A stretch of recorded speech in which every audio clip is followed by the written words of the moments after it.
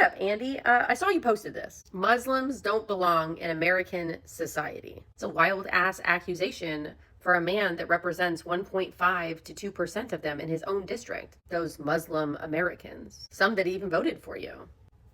Unfortunately. But you know what I bet they didn't do that you did do? Commit fraud, violate the FEC, have an FBI investigation, lie on their resume, provide fake documents, forge people's signatures. I bet they didn't do that. You know what? Andy isn't good or shouldn't belong in America. Andy belongs in jail.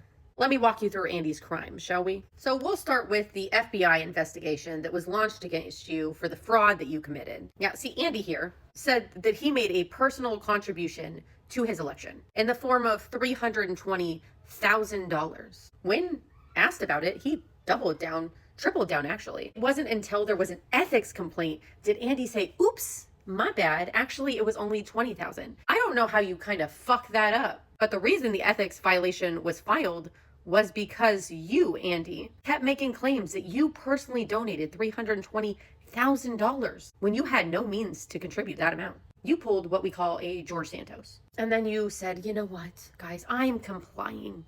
I am in full cooperation. They took possession of my phone. These were just discrepancies on an honest mistake of $320,000 to just 20 of my own personal contribution to my own campaign. Oops. What I found funny is they kept notifying you about it, and you kept blowing them off. They also threatened to take enforceable action for the several violations. The agency notified your treasurer and detailed an entire summary of your quarterly reports that appeared to be, I don't know what that is, inaccurate and violated several campaign finance regulations. Couldn't have been just an honest mistake if it keeps happening, Andy. Now, we are still currently awaiting a ruling, but unfortunately the judge in this case retired, so we have to wait for a new one to be appointed. But don't you worry, Andy, because your time is coming, because that case, as much as you did for Trump, it is not closed. But I'd like to bring up this other thing that you did. This forms you filled out for your resume. You claim to hold this business degree. You put it on your campaign page, you paraded it around, you printed it out, claiming that you got a degree from Vanderbilt Owens School of Business Management.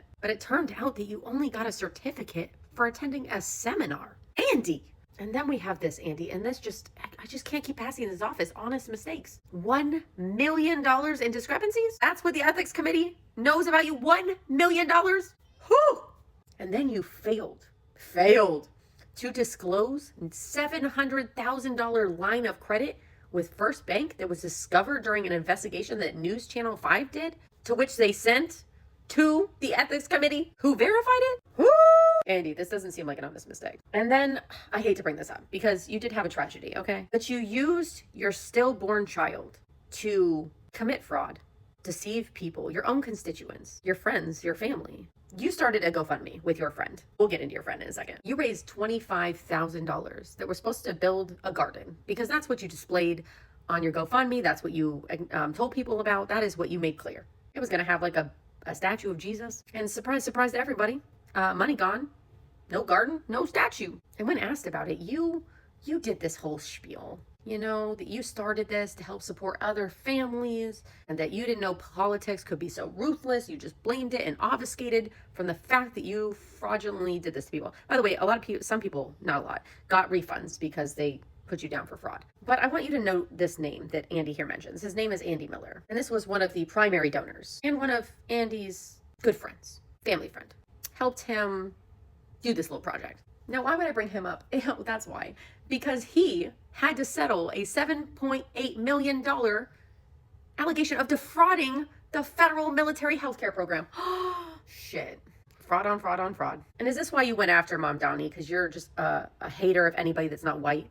Because you wanted to denaturalize him because you got some fee-fees. He's not committing fraud. He's not stealing money. That's you, buddy boo. And by the way, Lee Beeman's got some words for you, sir. He also told those same words to the ethics committee that is absolutely infuriated with the fact that you put his name on legal documents that you forged claiming he was your treasurer in 2022 when you were doing that fraud, the $320,000.